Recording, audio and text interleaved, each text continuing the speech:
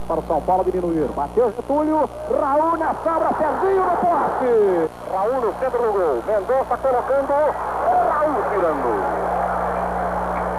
Eu acabei sendo empurrado para jogar futebol, diante de um desejo de comprar um carro muito rápido, né, que de a maneira mais rápida era jogar futebol. E eu jogava futebol e trabalhava num banco em Curitiba.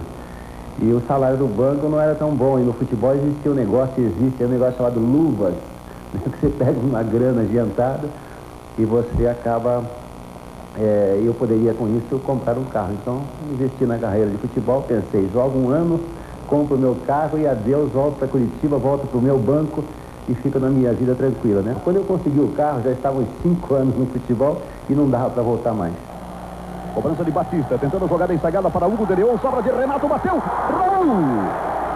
Um chute de Renato, boa defesa do goleiro. Eu comecei no Clube Atlético Paranaense, que é campeão do Brasil, né? E depois fiquei lá 2 anos e pouco no juvenil, passei por Curitiba, joguei 5 meses já no profissional e aí eu vim para o São Paulo Futebol Clube, isso em 1975. Joguei 2 jogos aqui, tomei 9 gols em 2 partidas, não resisti. Acabei sendo emprestado para o Nacional de Montevidéu, isso em setembro de 65. E lá havia problemas financeiros com o Nacional e eu acabei voltando, porque fiquei sem receber 2 meses lá.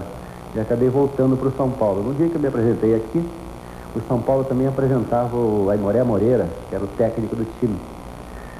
E entrei em campo, ele disse assim, você já foi vendido para o Cruzeiro de Belo Horizonte.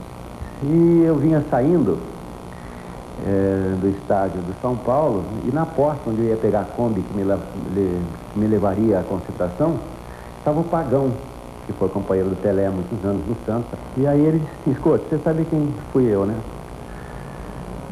Eu falei, sei. Mas eu vou lembrar para você. Eu joguei num time chamado Santos, que ganhou tudo.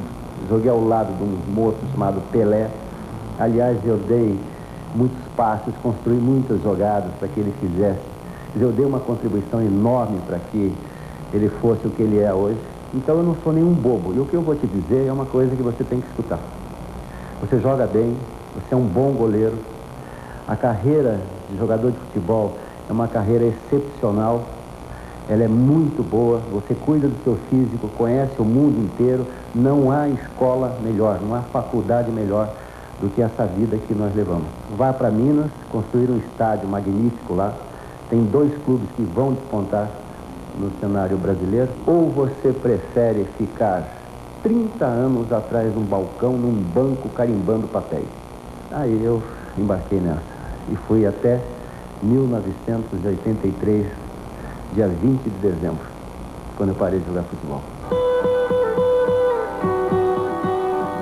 No Cruzeiro você passou por grandes times, não apenas um time que foi aquele primeiro que você jogou, mas grandes times, não?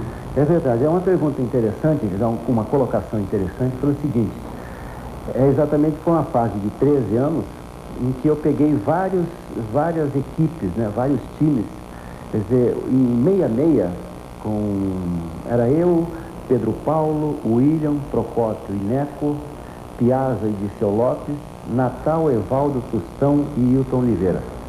O time bom a gente não esquece, né? Mas esse era um time, foi o melhor time que eu joguei do Cruzeiro, mas ele não tinha uma coisa, ele não era competitivo, porque ele não encarava as situações, os jogos, de uma forma mais... eu não sei qual é o termo que eu usaria. Esse time gostava de se exibir, no sentido de dar espetáculo, não de se mostrar.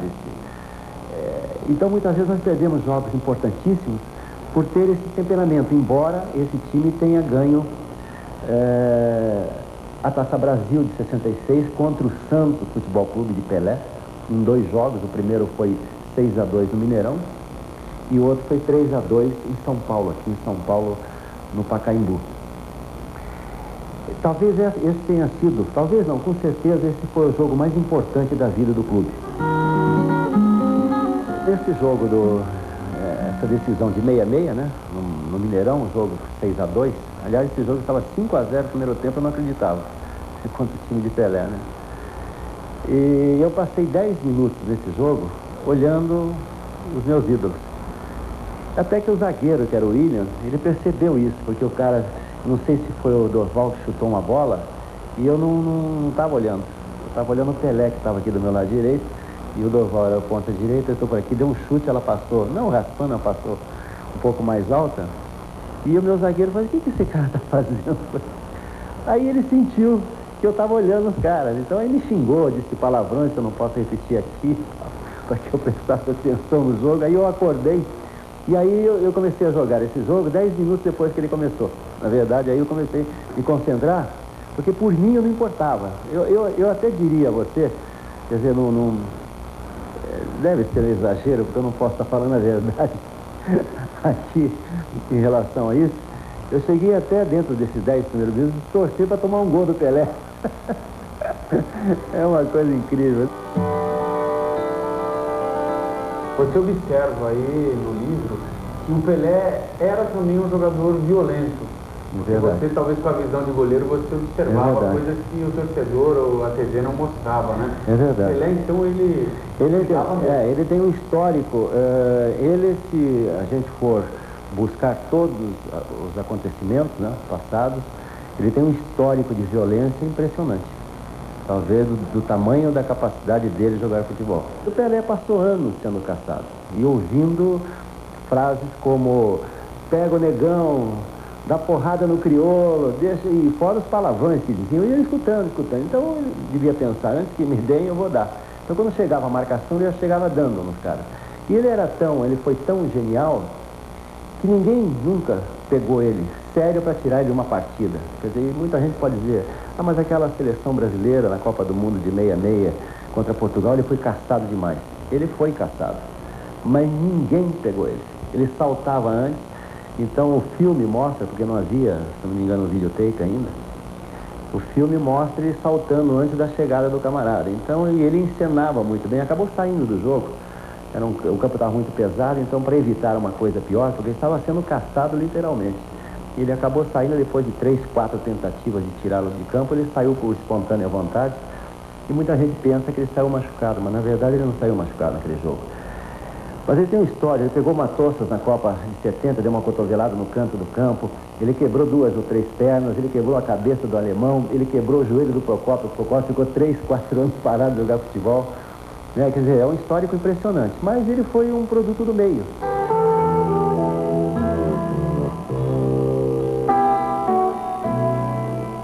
Será que aquele time do Flamengo foi quase igual ao time do Cruzeiro que você falou? Essa é uma pergunta inevitável, né? O Flamengo foi mais competitivo. O Flamengo, se você me perguntar se você quer um time para agradar 160 mil pessoas no Maracanã ou no Mineirão, eu coloco o Cruzeiro para jogar. Aí se você me disser assim, não, mas nós precisamos vencer o jogo, eu coloco o Flamengo do Zico em campo. Leandro. Bateu no Vladimir, voltou com o Leandro. Botou na área com o Júlio César de calcanhar, Zico! E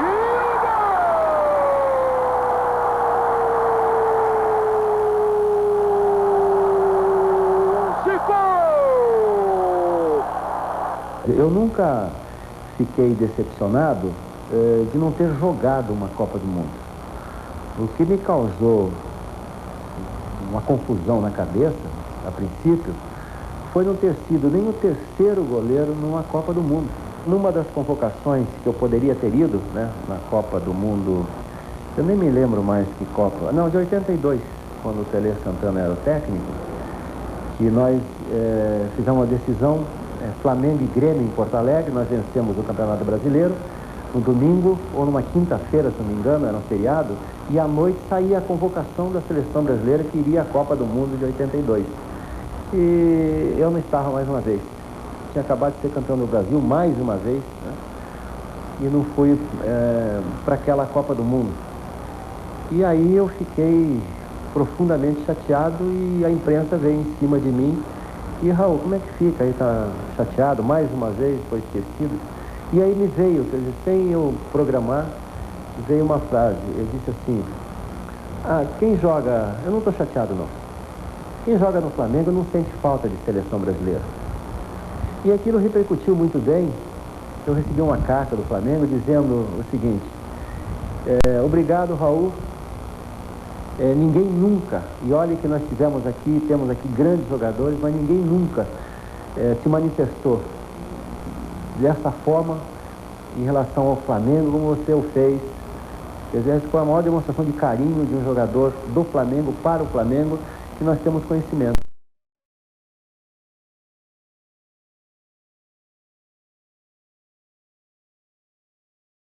Ô, Raul, por que você resolveu escrever o livro? Bom, isso é uma história antiga. Há muito tempo atrás, quando eu contava os casos nas concentrações, não havia o que fazer, então o pessoal se reunia e a gente ia conversando, e dentro dessa conversa havia sempre uma historinha de alguém, né? Ou do futebol. E acabei tendo a ideia de, falei, vou escrever um livro quando eu parar de jogar futebol. Eu fui deixando, passando, até que eu encontrei o Renato Nogueira, que escreveu, na verdade, o livro. Quer dizer, eu contei a história para ele, as histórias, gravamos aí durante 4 ou 5 anos, e ele resolveu me ajudar. Então ele escreveu o livro, e ele escreveu muito bem, ele passou exatamente aquilo que eu contava.